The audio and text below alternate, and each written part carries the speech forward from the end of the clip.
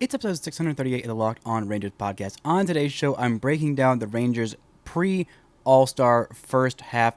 What were the biggest storylines? What were the biggest disappointments? The greatest highs, the lowest lows, and what that all means for the Rangers going forward. All that and more on this episode of Locked On Rangers. Let's get into it.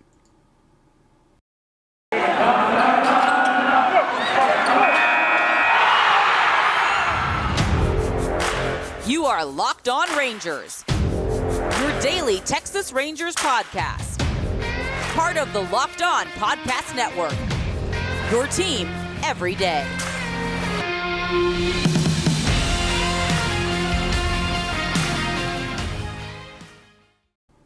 You are Locked On to the Texas Rangers. I'm Bryce Patrick, a cripplingly addicted Texas Rangers fan since 2010, the founder and host for all 4 seasons of this Locked On Rangers podcast. Today is Thursday, July 21st. Your Rangers are 41-49, and the second half starts today. Probably as I am recording this, they will start their first game of the second half, which weirdly is a 1-game series in Miami. I honestly have no idea what the heck that's about. They'll then travel to Oakland.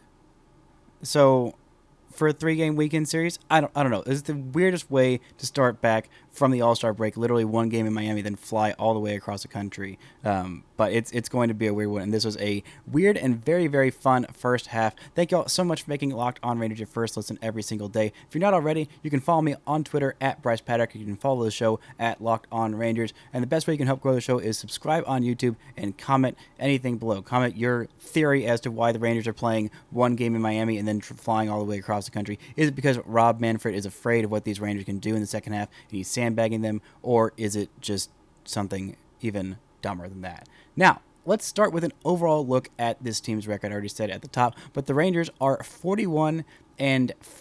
They are in 3rd place in the American League West, and they are 7.5 games back of that 3rd wild card, which is currently held by the Toronto Blue Jays. Their Pythagorean record, which is basically their overall amount of runs given up versus runs scored, has them at 45-45. So this team probably should be 500. They've had a lot of chances to do so. They've had a lot of close losses, a lot of really frustrating and upsetting losses, including going 5-20 in 1-run games. That is right now the story of your Texas Rangers. They have a 20% win percentage in 1-run games. Now, a lot of people have been calling for Chris Woodward's head, which, I get. You have to kind of blame the 1-run losses on something. There have been some things that the Rangers have done poorly in these close games, but I don't think it's time for the Chris Woodward getting the axe talk at this point. Next year, when they're actually competitive, this year, we got to remember, look at it at the macro level. This Rangers team lost literally 100 games last year. They did bring in 2 superstars. They did bring in a pretty darn good pitcher in John Gray and a afterthought of a starting pitcher that ended up being in Cy Young contention in Martin Perez, who had his first All-Star appearance of his 11-season Major League Baseball career, which is a really, really cool moment for him. But this Rangers team is in 3rd in the AL West. They are ahead of the Angels. Remember the Angels? That team that was really, really good in the month of May until the Rangers swept them and immediately started their downfall. Now the Angels are closer to the bottom of the American League than they are to that 3rd wildcard spot. I don't think the Rangers are quite there yet, but they have a better record than those Angels. And they have Mike Trout and Shohei Ohtani. And also, other players are there. And other players are doing well. Jared Walsh is having a fantastic season in right field. I believe he was an All-Star this year as well. And they still can't do anything with it. They have one of the best hitters on the planet, one of the best players in the history of the game, and one of the best pitchers on the planet as well, who is pretty much all the same person. And they still cannot have a better record than your Texas Rangers. So, yeah, at least the Rangers didn't have a 13-game losing streak like the Angels did. The Rangers are doing all right. It's a little frustrating at times, but remember where they were last season and how absolutely miserable that was. It was awful. It was truly horrendous. So was 2020. That team was terrible. In the second half of 2019, after a great first half for the Rangers when Hunter Pence and Joey Gallo got hurt and everything fell apart that they were building in that fun first half of 2019, this team has not been in a playoff game since 2016. It has been 6 seasons. People forget how good the Rangers were from 2010 all the way to 2017 even, really. And they do not remember how good this team was because it has been some very, very dark and lonely years. Now let's look at the best win of the season for the first half of the Rangers. I still have to say it is a 3-0 win against the Houston Astros on Friday, May 20th, an Apple TV game. A great, great game. A complete game shutout by Martin Perez, who, after he got off the mound, this was right after Tony Beasley had his final checkup with his doctors to say he is officially cancer-free, the Rangers' third base coach, and just an absolutely beloved human being, fantastic human being. And Martin Perez said, I'm going to go out and dedicate this game to you. Beforehand, he came off the mound after a complete game shutout. There was 2 runners on base with the final out, with just 1 out to go. And Chris Woodward went to his guy and said, you got this? Martin said, I got this. And he let him get it, and he got the complete game shutout. A beautiful, beautiful moment for these Rangers. A Cole Calhoun home run, a Corey Seager double, a Marcus Semien RBI hit, a multi in the middle of that on-base streak that was kind of showing the signs of life for Marcus Semien, pulling out of that horrendous first month of the season and pretty darn bad second month of the season as well. Showing signs of life and a big win in a series that was overall frustrating for the Rangers. They probably could have won many more of that series, at least split the series, the 4-game series, or probably won it even. But this was the one that they got, and it was a darn good one. Now, the worst loss of the season, there were a couple recent ones in the last few weeks that have been up there for the worst loss. The 14-7 12-inning loss to the A's, that has to come second to me, because even though the Baltimore Orioles have been one of the hottest teams in baseball for the last month of the season, and the Rangers basically started their winning streak. There was one game before that 3-game stretch of 1-run losses.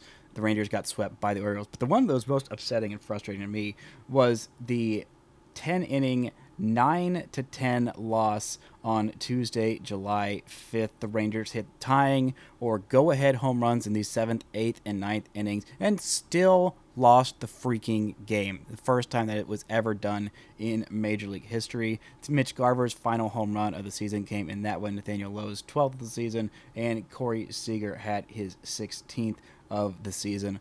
All of those were for naught. Corey Seager was in the middle of his absolutely bonkers stretch of baseball that won him American League Player of the Week, and was really the reason he got into the All-Star game, was because he went absolutely nuclear for the last week leading up to the All-Star break. That and a couple injuries letting him get on the roster also helped. But coming up, we're going to look at the biggest surprises in a good way and the biggest disappointments from the first half of this Rangers season. But first, this episode is brought to you by the Sports Card Investor app. Welcome to the world of sports cards reimagined. The Sports Card Investor app is the hobby's most powerful resource. Quickly check the value of your favorite cards, find great deals from the hobby you love. Available completely free on the Google Play and Apple App Stores, the Sports Card Investor app is a must-have for baseball fans. It's completely free. There's over 630,000 cards from every sport, with hundreds more added each week. Check the latest values of your favorite cards with 7-day or 30-day charts.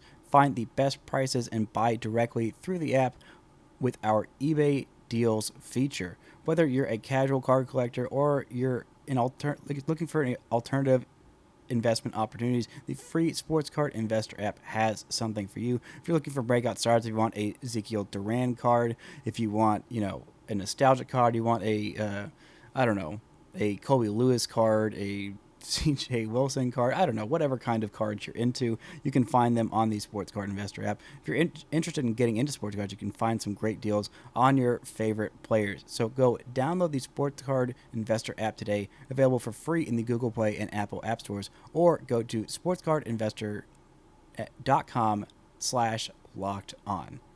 Now, let's look at the biggest surprises in a good way. I feel like starting off on a positive note is the right thing to do.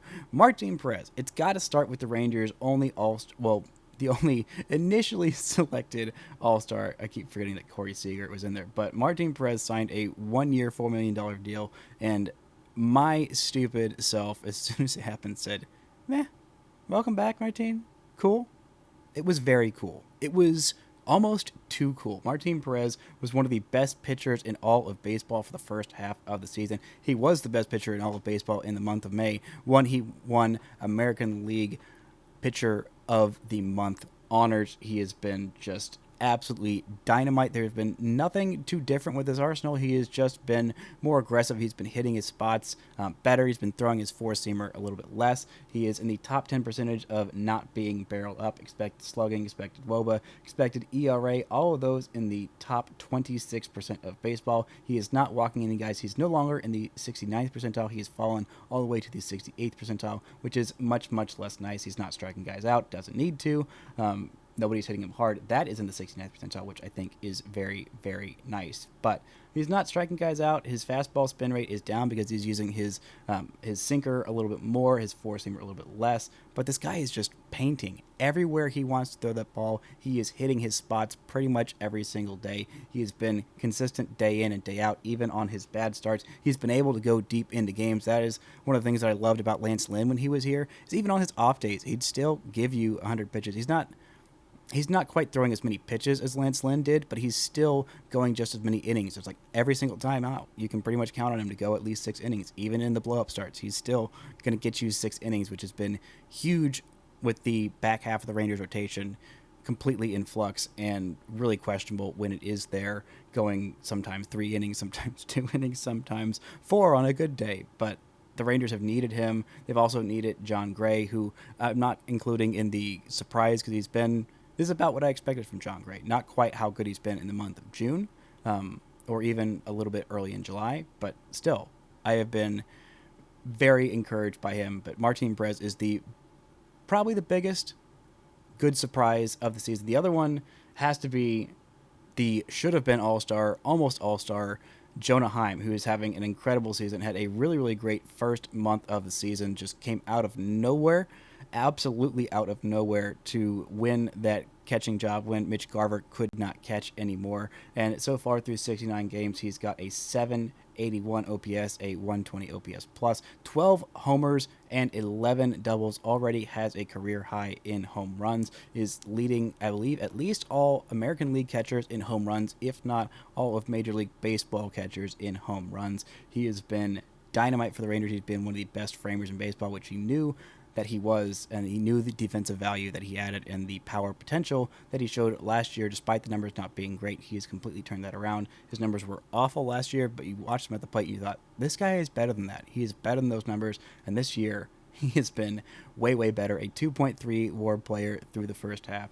Really, really great stuff from him so far this year. Another encouraging surprise has been Brock Burke, who has been the 6th most valuable player according to WAR on Baseball Reference for the Rangers, a guy who I kind of wrote off. He had a shoulder injury, missed an entire season, came back in 2021, and was pretty terrible in AAA. This year, I don't know what he's found, but he's been in the bullpen. He is throwing harder. He is missing bats. He has been one of the best relievers in all of baseball, and he is just absolutely dominating and should get some Rookie of the Year love. He is a huge surprise. I had just so little expectations for him. Like, I thought his career was pretty much over at the big league level, but he showed it's not. I am here to stay, and I'm going to be a valuable piece. There has been some chatter amongst folks about moving him into the starting rotation next year. I have to talk myself out of it because I think that might not be the wisest move. If you got something great here, don't Neftali Feliz it and ruin a good thing that you already have going. So I think that he is going to stick in the bullpen. But another bullpen piece who has been a complete revelation is Matt Moore. Talk about another guy who I had zero expectations for. We saw him several years back with the Rangers and was absolutely nothing special, and the Rangers signed him this year. He was nails in AAA. He had a new curveball. I was like, okay, cool. This cool new curveball, totally going to change everything. And it absolutely has. He has still not given up a single home run this year. A 1.73 ERA through 41 2/3 innings, 46 strikeouts, still walking quite a few, but he has been incredibly valuable in a multi-inning relief outing, coming in different spots whenever the Rangers need him. He has stepped up in a huge way, and that has been super encouraging. Another guy who is out for the rest of the year, but his short stint with the Rangers at the big league level, well, not that short, but it needs to be mentioned. Eli White played 47 games for the Rangers and is still in the top 10 most valuable according to Baseball Reference for the Texas Rangers. And he's been out for a month and a half, about a month and a half after that scary collision in the outfield in Chicago. But he had 117 plate appearances, had 3 home runs, a 578 OPS, but his base running was just so valuable, and same with his defense. Has made some absolutely incredible plays, some of the better plays that I've seen a Rangers defender in the outfield make in quite some time. He was incredibly valuable on the bases and had his moments offensively. Overall, kind of a black hole offensively, but the stolen bases and when the on base was over 300, it's down to 274, and that's where it's going to end the year. But still, he had some really great moments, and I think that was definitely worth mentioning. For a fourth outfielder that kind of got thrust into playing an everyday role, he stepped up and did a pretty darn good job. Now, coming up, I'm going to get into the final couple of impressive surprises, what that means for the Rangers going forward, and a couple of the biggest disappointments. But first, this episode is brought to you by Built Bar. Built Bar is the best tasting protein bar you will ever have. They have some new flavors that are coming down the pipe. They've got some cookie dough flavors. I started my day off with one of those today, and man, that just put my day off on the right track. It was so delicious, and even though I felt like I was treating myself, which I was, because Built Bars are absolutely delicious, it was still, I knew I was doing something good for my body, because those Built Bars, they are delicious and they are healthy for you. They're made with collagen protein, which your body absorbs more efficiently and provides a ton of health benefits. Eat something that tastes good and it's good for you. Those Built Bar Puffs are fantastic. They are marshmallowy, protein and fruit infused, with covered in chocolate. It is just an absolute miracle. These guys are just so good. They consistently bring it every single time with so many different flavors. Go get yourself a box. Go to built.com. Use promo code LOCK15 to get 15% off your order. Use promo code LOCK15 for 15% off at built.com.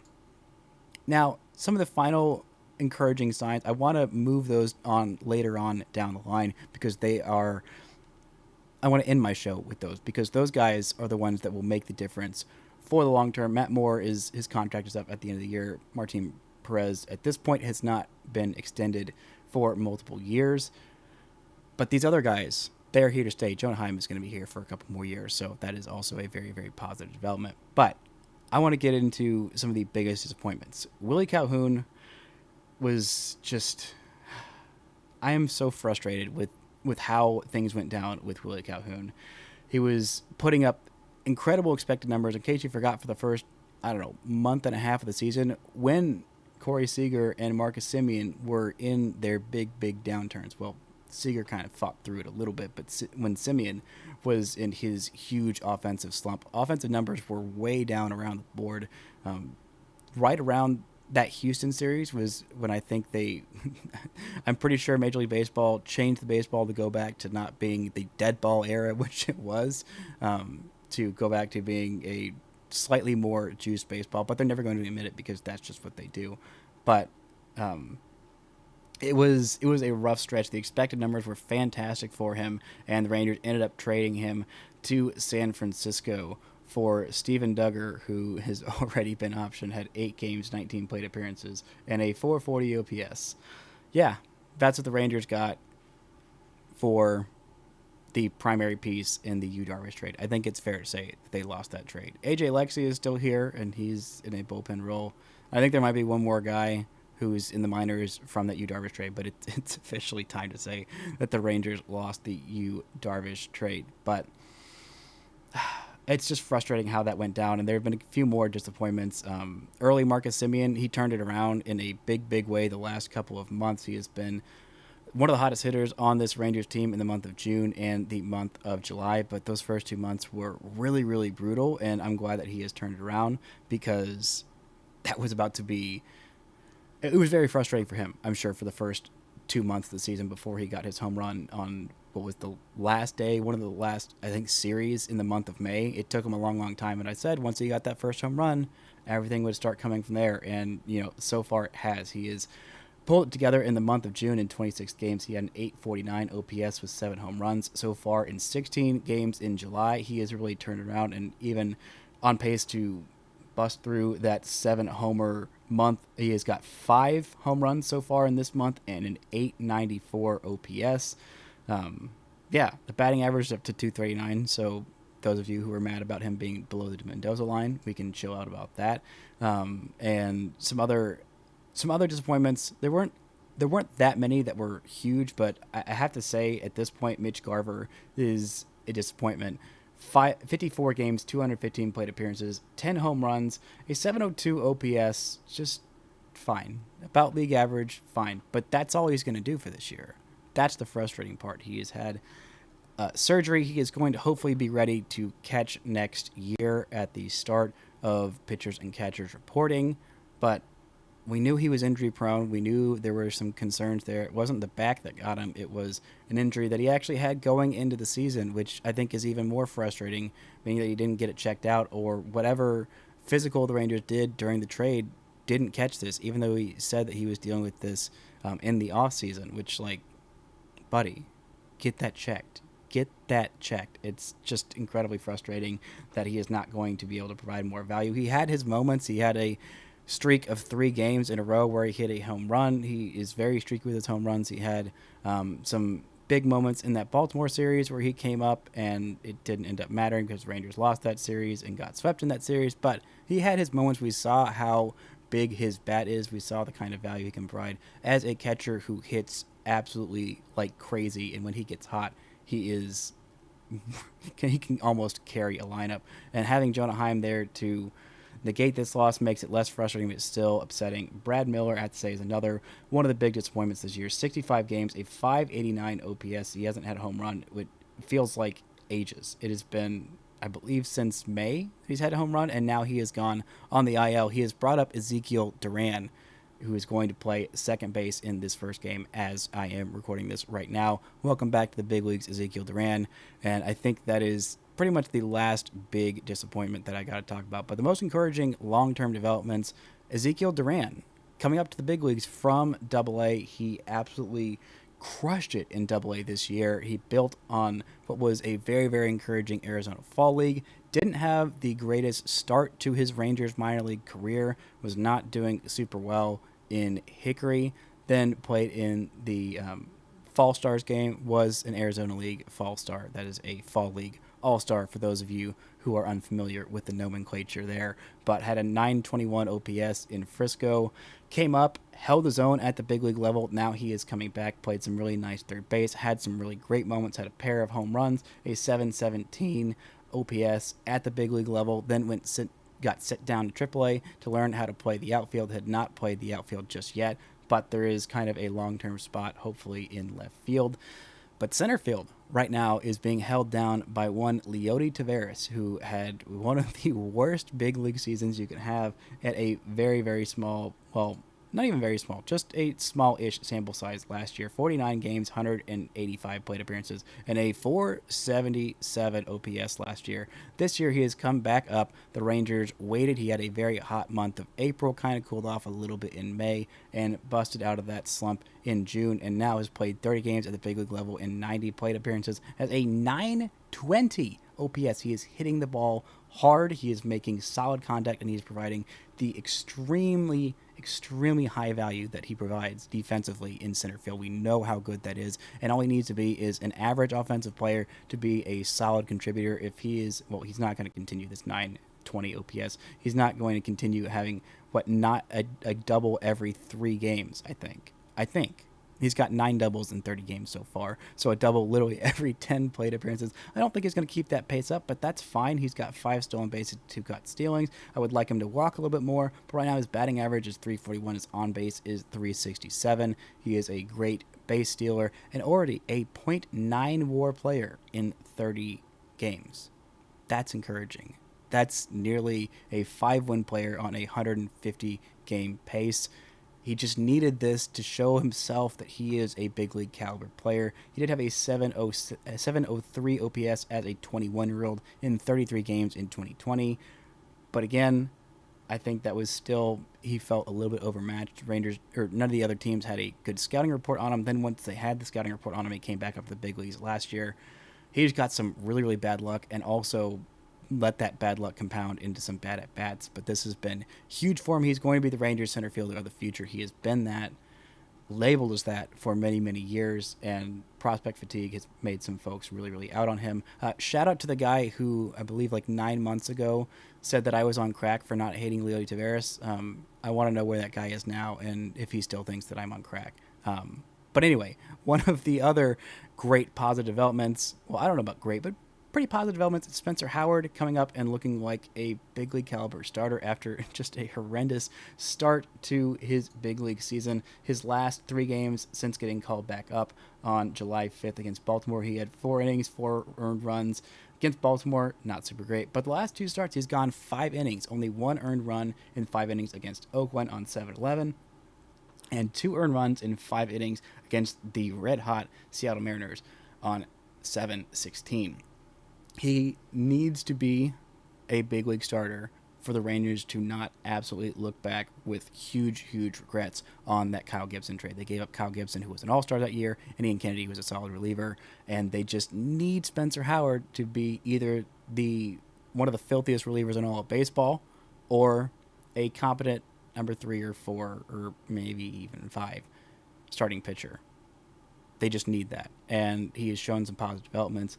Him going deeper into games and being less reliant on the strikeout has been encouraging. And, not giving up a home run per inning also helps out your success levels at the big league level. But another encouraging development for the long term is got to be, I got to talk about a guy who I criticized too heavily, was too hard on. I'm still hard on his defense, rightfully so. But it's Nathaniel Lowe. This is where I say nice things about Nathaniel Lowe, who is he is a good first baseman. On the cheap, controllable for a long time, and the frustrations I had with him, even though I love the 360 plus on base percentage he had last year, it's a little bit lower this year in the 320s, but he has this massive, massive power that he was just not tapping into quite enough. He has been much better about hitting fastballs, hitting meatballs, swinging more aggressively, and it has paid dividends for him in a big, big way this year. He's already got 12 home runs this year, which I want to say was about what he ended last year with. He has been 14% better offensively than the average Major League Baseball first baseman. He has got an on-base of 327, a 752 OPS. He's got 13 doubles at this point, 25 walks. Just overall solid. That's what you need. He has been what the Rangers have wanted. The Rangers, I criticized them heavily for this trade. It didn't make sense to me, trading some lotto ticket guys at that point in the rebuild to go get him to be your everyday first baseman in 2021. When you had Ronald Guzman there, you already knew you're going to be terrible in 2021. Why are you going to go trade for a guy who's going to be okay? Well, this is why. In those 85 games this year, he had 18 home runs last year, so he's not quite to his total from last year just yet, but I'm pretty sure he's going to hit the 20 home run plateau this year. He had an excellent month of June. Not quite as hot in the month of July, but still, I really like the changes. I believe in them long term, and that is a huge, huge development for the Rangers. Now, some of the other guys long term, I guess Brock Burke is another long term plus with him figuring out things. He's going to be part of this Rangers pen for a long, long time.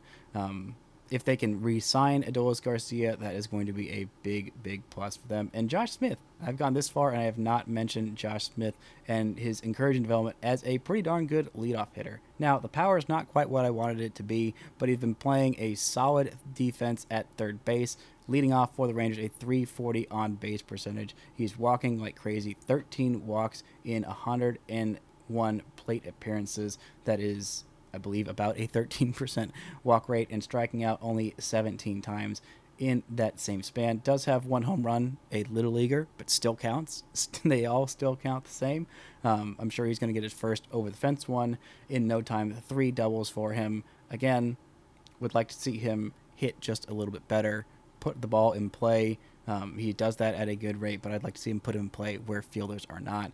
If he can be this kind of super utility, high on base, play shortstop, second, third, center, left, right, wherever except for catcher, and, well, I guess you could pitch him if you needed to in a pinch.